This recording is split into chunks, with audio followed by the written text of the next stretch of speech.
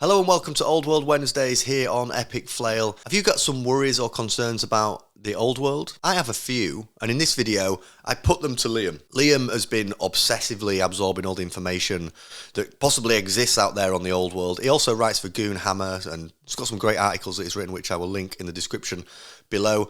Liam is really good in this video at just exploring some of those concerns that I've got. In some of those discussions, he kind of puts my mind at ease and addresses those concerns. In others, we kind of conclude that, yeah, okay, this is maybe we're just going to have to wait and see. That might be something that is quite challenging for the game or for the community. I hope you enjoyed the chat as much as I did while you're here. Please like and subscribe. If you enjoy chatting about the old world and want to be part of our community, jump on our Discord. We've got loads more fun stuff to come on this channel, and that Discord community is going to keep growing and thriving. But if you've not done so already, please jump on and get involved. Without further ado, over to me and Liam.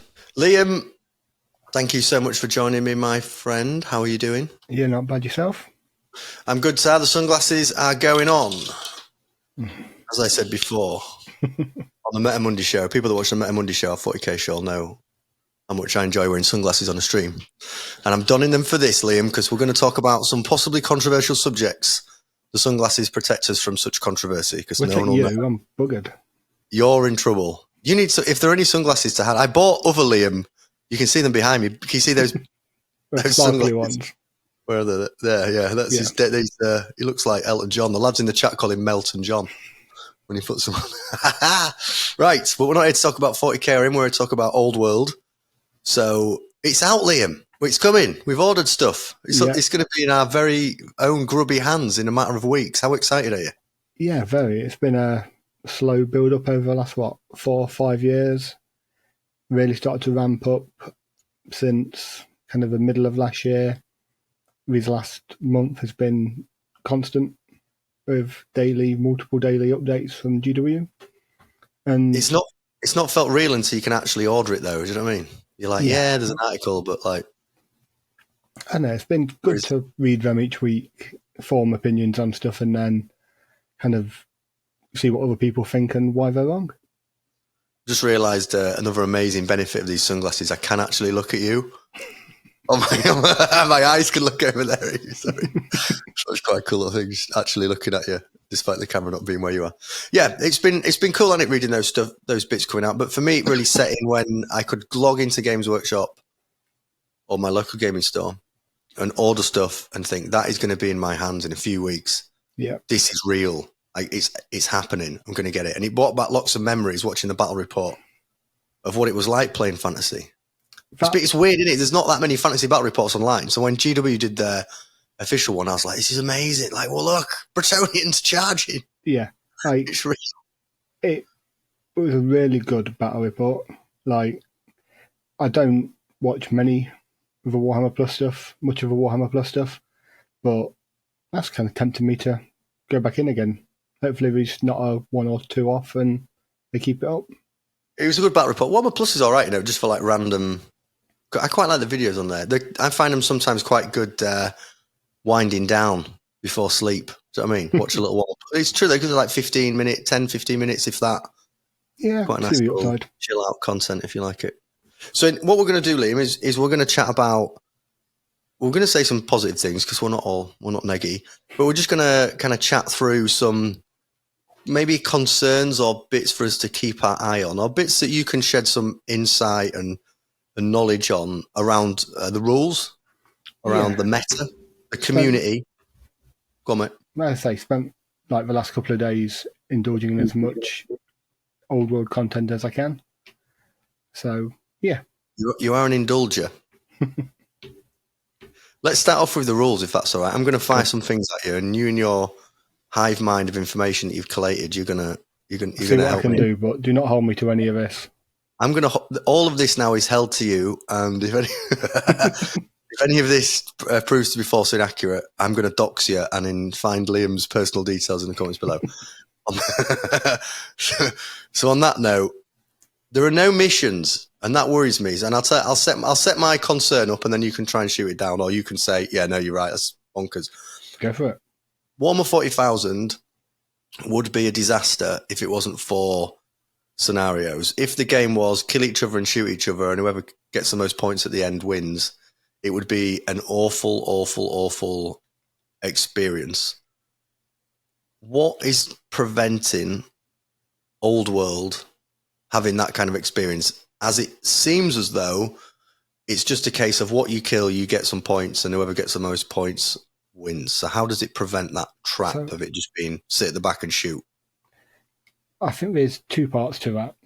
One is that there are different scenarios which force different deployment types, for slightly modified win conditions, even though they are all victory point based.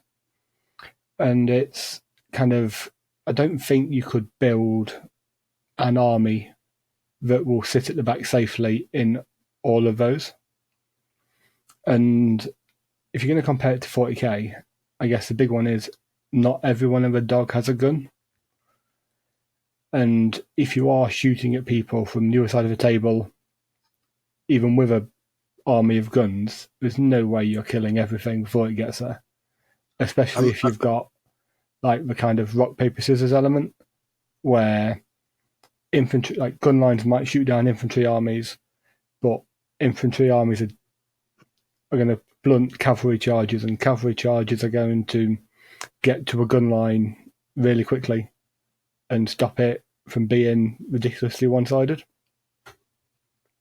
When I remember when I played fantasy loads more than I've ever done 40k, and there were some horrendous lists that dwarfs being the main culprit of this, right?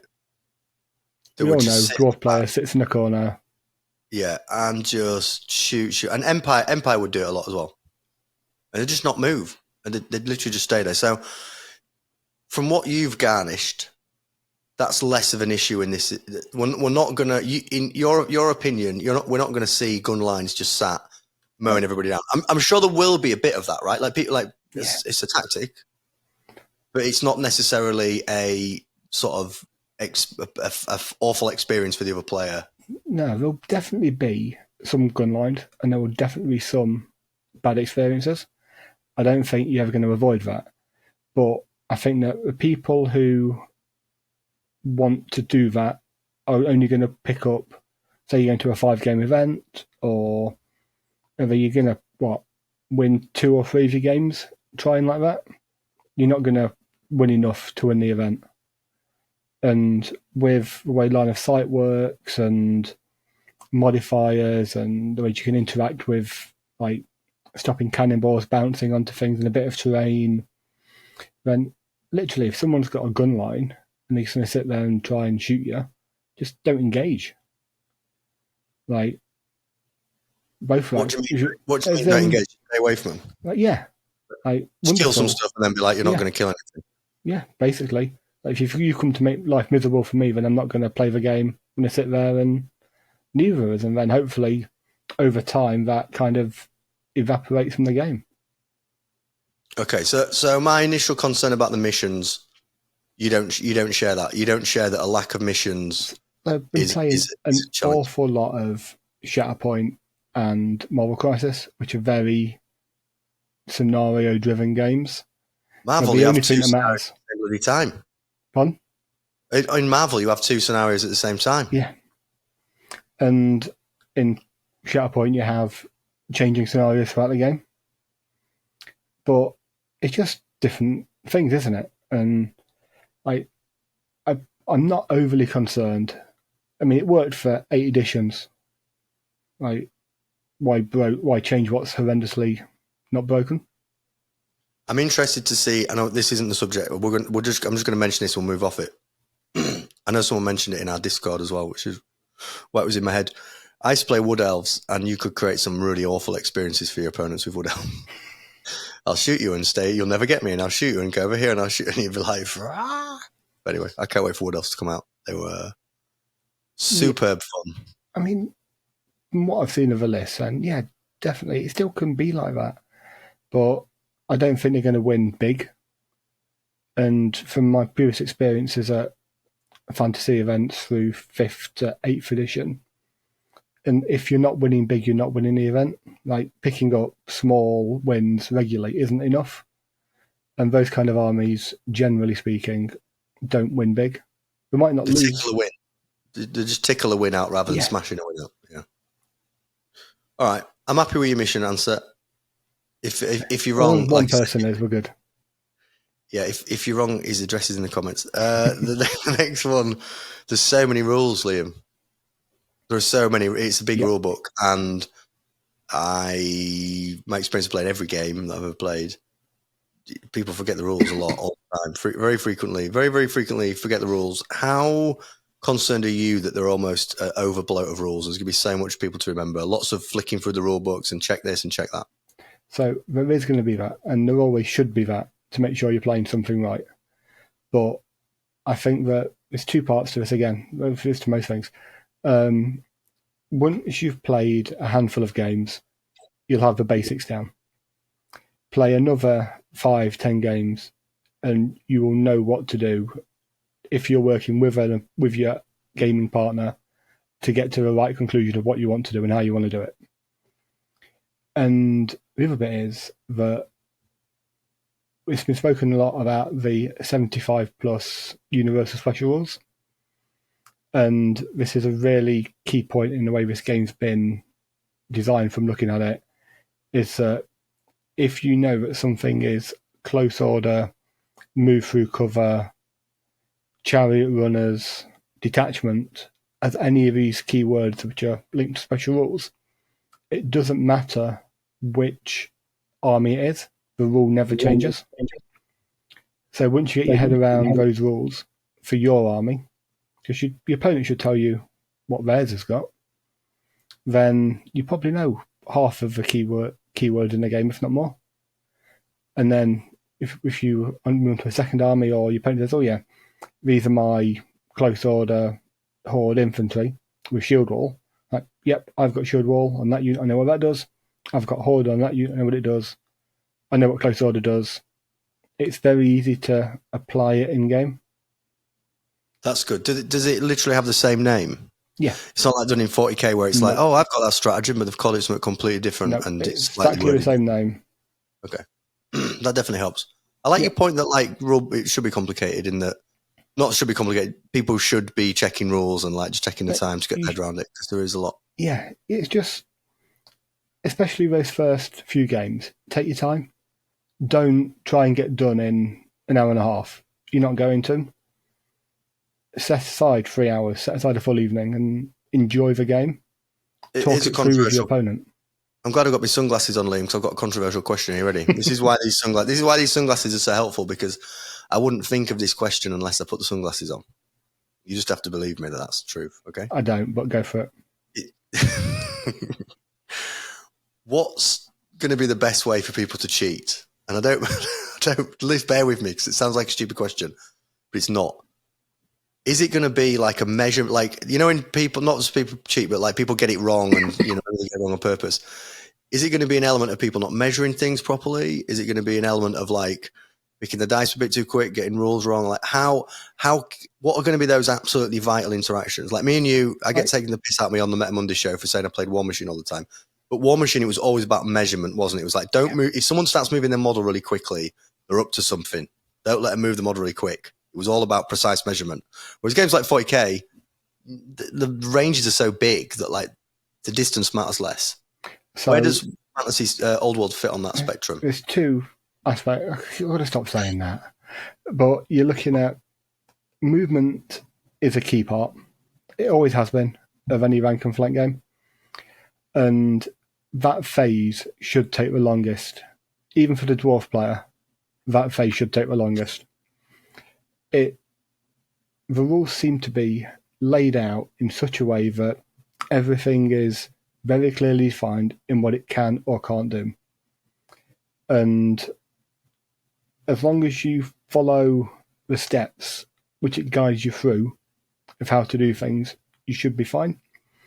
Like, wheeling is always spoken about as being something which can be a bit of a problem in terms of getting distance right.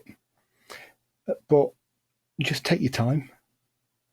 Like, hold your finger. Like, if your opponent's measuring it out and having a look at it, like, be kind and just like put your finger on the corner of their movement tray, so that when they wheel their unit with two hands to make it right, it doesn't shift. Like, it's the same when I've done it for years and years in games where if someone wants to measure out a gun range, or they've got a gun range and want to be out of range, like, measure it out. Okay, that point, put a dice there. Yeah. Like, then we both know exactly what it is. Template or something. Yeah, yeah. Yeah. And like templates are the same. With a template, there's going to be some discussion over what it hits. There always is. Like, just have a set of, like, I used to take a laminated card that had a template of different unit layouts on it. So actually, you know what, that hits there. Yeah, about there. Cool. This is how many models it hits. Like, it doesn't have to be complicated. It's just working with your opponent to get. It's like if you're playing a computer game with someone online, the game enforces all the rules on you. You can't cheat, in effect, unless you're trying to. Like, just presume that you're trying to come to the conclusion the game wants you to reach, and play with that mindset, and you'll be fine. Good advice, Liam. It's movement that I'm going to be watching people. I'll be making sure that unit's not wheeling too much. Step up. People have been stressed about step up. What's your take on it, Liam? There's been a lot of like, oh my God, there's no step up. The game's over already. And, you know, obviously people that comment on Facebook have done the research. Love me some Facebook. But, and describe also what people mean by step up. Give us a nice definition of what we mean there. In a lot of previous editions of Warhammer Fantasy, units would charge, units would strike, and then whatever died in the front rank wouldn't get to fight back because it was dead. 8th edition Warhammer Fantasy brought in a rule where the second rank or the third rank would step forward closer to the enemy when you killed, when stuff died, and then they would fight back. And to be honest, as I grew up playing an awful lot of 6th and 7th mainly, I got used to being, never knew step up was a thing until 8th. Like, I enjoy the tactical decision of knowing when to commit to a fight, when to back off, when to put items on units, when to use a unit special rule to advantage to make sure that you make the most of them. I think in my head the problem is that when you've got step up, I just see two big blocks of dudes walking towards each other with big weapons, and all I'm thinking is you're going to roll dice until someone dies and runs away. And I want there to be more to a game. Sorry, Liam, to interrupt you. I apologise. Is it fair to say that with step up, charges matter less because it's like, yeah, you charge me, but like all my guys are going to attack back anyway. Whereas I imagine without, well, I remember from playing 7, I'm the same as you. I played the charge is really important. So you're like, bang, hit, right, cool, won the combat, clearly won the combat, rather than, oh yeah, you just step back up and mashed a bunch of my guys. But what I would say with this is that due to the way combat resolutions changed in terms of it's not just break or you hold, you've got giving ground, fall back in good order, and breaking, plus the ways which different special rules can interact with that, plus the way that initiative works in terms of striking order rather than just being charges go first. That there's a lot more to it than there used to be in comparing it to 8th. But also, 8th edition was an edition where an awful lot of units got additional attacks. So Chaos Warriors had 2 attacks, Swordmasters had 2 attacks. Like, there were an awful lot of units where you were rolling multiple dice per model. Whereas outside of really the top-notch elite troops, we're talking Chaos Chosen or Dragon Princes. Like, 1 attack is what you're getting. And also, with armor penetration no longer being linked to a strength value, armor seems to matter a little bit more. So I'd say stuff dies a little bit less as well. So with all that in mind, like a unit, if you're getting 2 5-wide units charging each other, you're probably not actually having a lot die. Maybe only a handful of models. And you're being left with something to strike back. Yeah. Yeah. Okay. You're not losing the entire front rank. And even that, Like, part of me really likes the old style of you'd have a unit with a named champion in it. And while that may not be totally the case now, it really looks like the old heroes, like the cheap, cheerful, melee-based combat characters are fairly cheap. So I'd love the idea of having a bunch of these heroes scattered out, and this guy's leading these 2 regiments, and this guy's leading these 2 regiments, and they all come together to form a grand army under the Duke, or whoever it's for the Bretonian army, or Cetra summoned them from different regions to come and help him. And having a guy in the front can really help shift combat. And how does that work with the champ? So obviously, like, he would be the last model to die. You would take him off. You would allocate wounds to him last. Yeah, but I don't mean like a unit champion. I mean like a hero level character. Yeah, okay. But yeah, so like, cool. So if you want to stop him attacking, attack him. But when you're going to get some of the less attacks going into the unit, so the unit can fight back. Yeah, it's just trying to find that nice balance between what you want to do and what fights you pick, I guess. Yeah. Good. I feel reassured. Well, I kind of liked it anyway. I think Step Up is better without Step Up. But you have further reinforced my position. The meta, here my meta concerns, is everyone just going to be playing Bretonians and Tomb King? And he's like, is a slow release just going to mean that it's kind of going to stagnate before it gets going? Like that's potentially a worry, isn't it? But I think there are ways around it. And I'd like to think that with the Arcane Chronicle books being released alongside the Ravening Horde and Forces of Fantasy, that you're actually increasing the styles of armies as well. So, like the Bretonian ones, or Tomb King ones even, you've got a very magic-based list based around the Lich Priests, and you've got a royal army based around the martial prowess, and like Cetra's dominating war forces. So even then you've got 3 styles of Tomb King's lists before you even start to make choices within those lists. So yeah, there's going to be an awful lot of Tomb Kings around. There's going to be an awful lot of men riding horses. But there are other manufacturers, other games. Carefully, I'd be getting us in trouble. You need to get some sunglasses. But quick. I'm not saying go and get 3D print rip-offs, but on my table here, Here comes some 3D print rip-offs, lads. A Lumineth army that's being repurposed for high elves. Oh, nice, yeah. The entire Slaves to Darkness range from AOS would make perfect Chaos Warriors. And that's going to be totally legit at events and stuff, right? I mean, it's up to individual event organisers to decide what they want to allow. Sure. But over my shoulder is a 3D printer. Well, I'm still buying Games Workshop models for this game. It's just depending on what you want to do. And we don't know the release schedule for the other armies, but it's safe to say that it would be in their interest to get them out as quickly as possible. Yeah, you'd definitely hope so, wouldn't you? You'd hope so. And they seem to have put a fair whack behind the game. Very popular.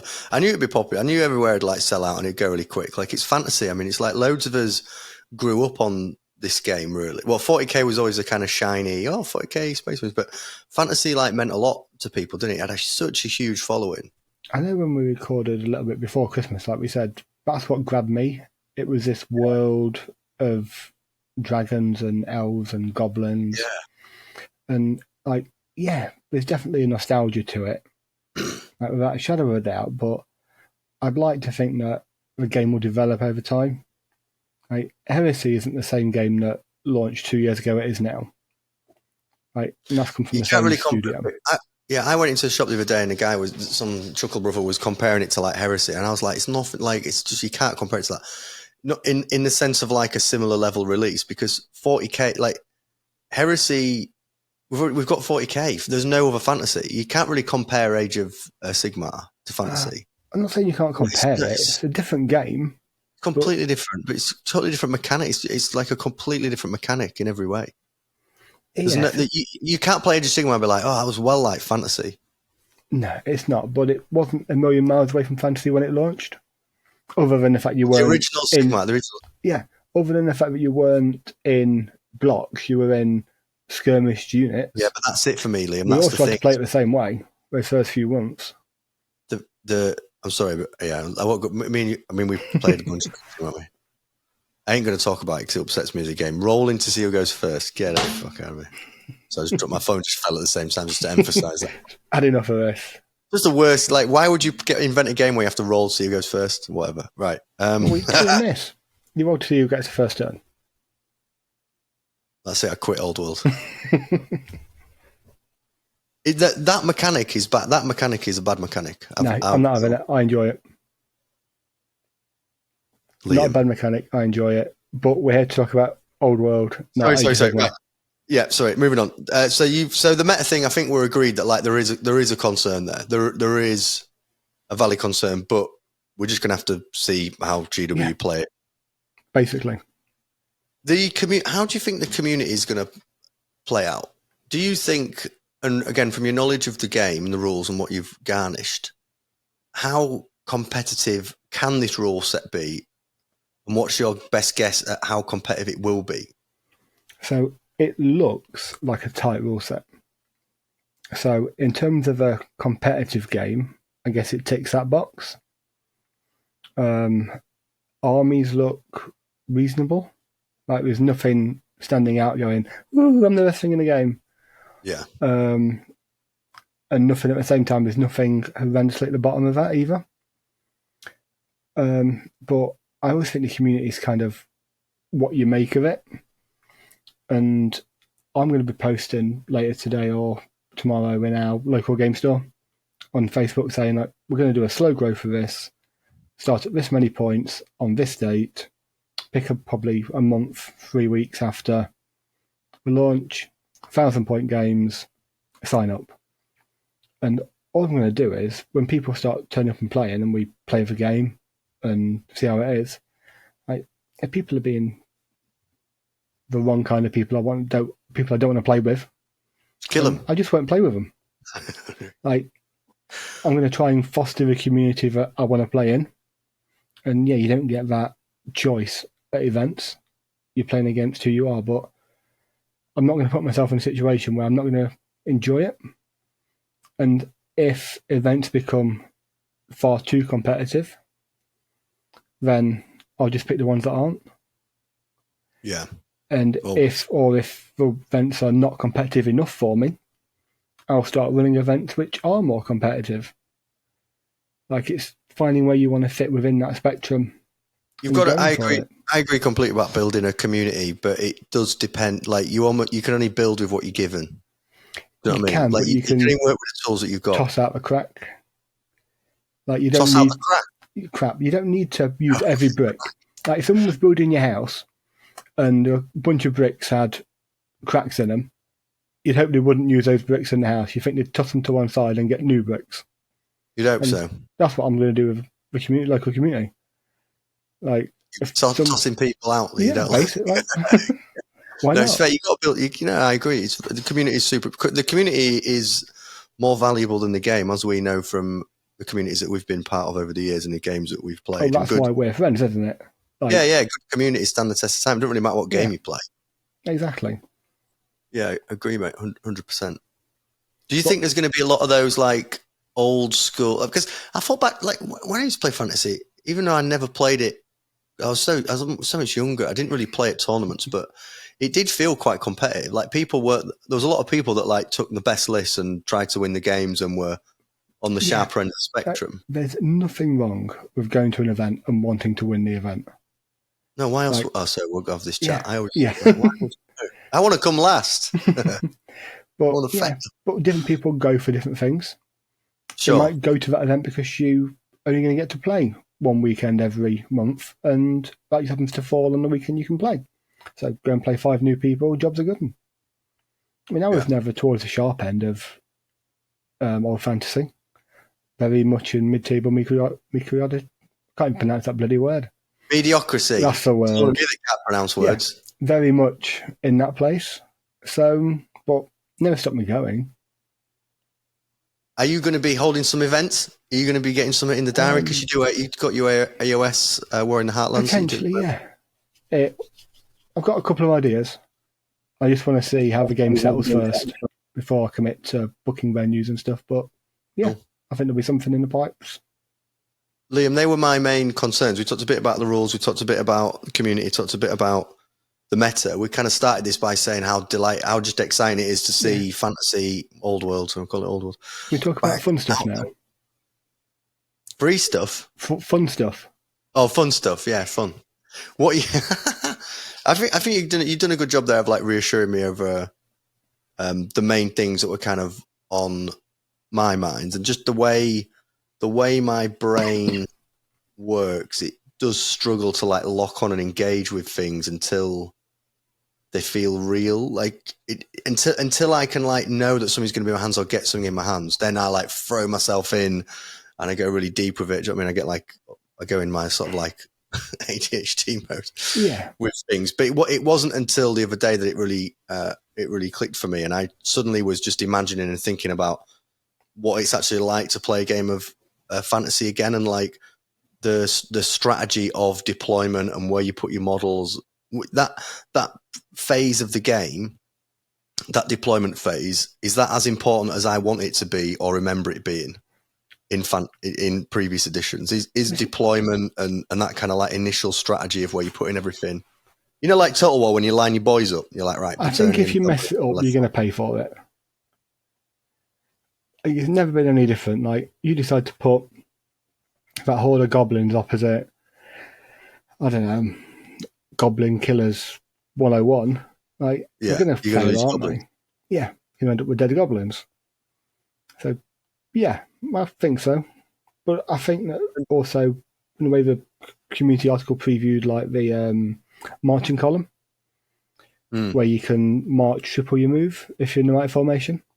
How often do you see that coming into play? I don't know.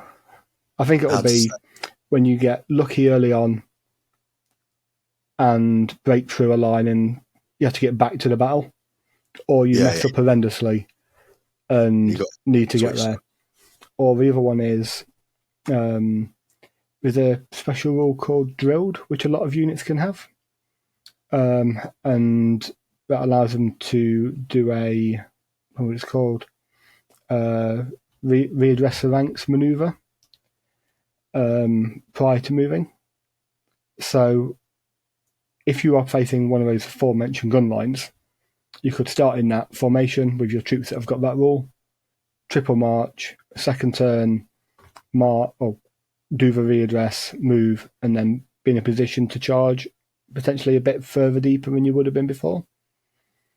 But it might come up occasionally, but it's not going to be using all the time. Like every turn someone's going that formation, yeah. Because like you said, once you've set up and you kind of lining up what you're playing against, you line up against and you're in.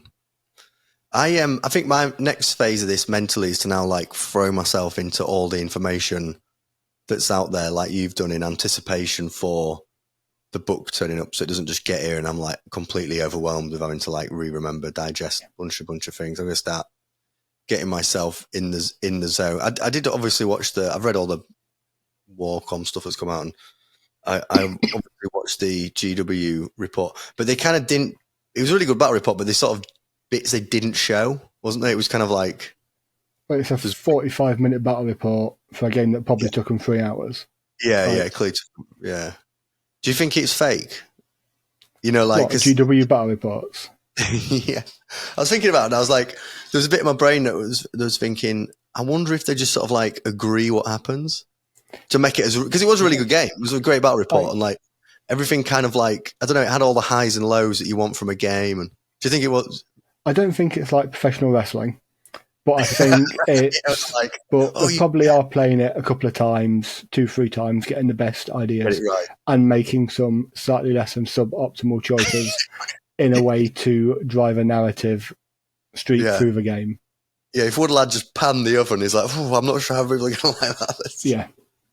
So many players like, didn't kill any models. It's entertainment at the end of the day. Like, no one's going to pay to watch someone get tabled inside 25 minutes. No. That's a problem we've had on stream with a 40k stream. Someone's getting absolutely smashed and you're like, regular you. It has been a few times, yeah, for sure. You know me though, Liam. I'm at my best when people think I'm shit. Come back. Most of the time, then. Yeah. Well, to start with, it takes years. It's a long project. Any other thoughts and reflections that you want to kind of get out there at this stage before we're going to obviously do, keep making old world content, but anything that we didn't pick up on previous shows that we've been doing that you've garnished and kind of want to share? I know, it's like, I'm just looking forward to it. Having people to play against, having new armies, old armies. It's like, yeah, definitely this first few months of it's going to be reliving 20 years ago and playing Warhammer. And then we see where it goes from there. But everyone's excited until they assemble that unit, then they're like, shit, I've got to like paint all that now. I forgot what it's like to paint like a massive unit. You're like, shit. Done a start of a dwarf army, doing this Luminef. I want to try and get it ready for launch. So the 2 boxes from GW are 1250 points ish. The Tomb Kings and the Bretonnians. So I kind of want to get this high elf force painted to that points level. So if people are building stuff down at the local shop and, I've built my army, what do I do now? Well, actually, I've got an army. Let's play a game. Are you gonna go on the 20th? Yeah, I'm gonna go along. It's not down the road, but it's not a million miles away. It's a million miles away from where I work. If I can get there, you can get there. Yeah, definitely. Like 3.5, 4 hours for us. Yeah, I think as opposed to my 30 minutes. Yeah. I think me and Rob are gonna drive up, and we'll do some recording and chat about it in the car and do all sorts of stuff. I feel like it could just be a nice, cool. It's long. I don't know. I kind of just want to soak in a bit of that like buzz about it, and like, part of me thinks it's going to be absolutely bedlam, and part of me thinks it's going to be absolutely fantastic to be there. Yeah, I don't know. I'm not sure which way it's going to go. I went for the 40k doubles tournament recently. It's the first time I've ever been to One World, actually, because we didn't really play Games Workshop. It was a big One Machine era of my gaming thing where I was like, I'm going to Games Workshop, and I just thought it was so cool. It was such a cool. I don't know. I felt like it was weird saying it. I just felt like really childish. Well, I'm kind of spoiled with being down the road, not down the road, but not a million miles away from it. We used to go there every single Wednesday to play when I was in college. So finish college at lunchtime on Wednesday, go to a mate's house, have a couple of hours on the N64, and then bus into Nottingham and Warhammer World, and I get picked up by one of our parents at 9:30, 10 o'clock. It was great. What a time to be alive. I know. Now they're all just down TikTok. Yeah. I can't wait. Well, we're going to make some more content before then, mate. We were just chatting before, weren't we, off air about like a new little show idea we had, talking about old world meets the new and some other stuff we're going to pick up on, and we're going to be looking at doing some live stuff. I just need to I'm getting a better camera tomorrow. Ooh, exciting. Which will stream a lot better than the one I've got at the moment, so I'll kind of hold off and get that. And then we'll do some more stuff with it, mate. So definitely. Thanks for joining us, my friend, as always. No worries. Always happy. We'll speak again soon. There you go. That was me and Liam talking about the old world. Thanks so much for watching the show. We're going to be releasing weekly content on Wednesdays about the old world, so please like and subscribe for more. As I said at the beginning of the video, join our Discord if you've not done so already. Thanks so much for watching. Appreciate everyone's support, and we'll see you next time.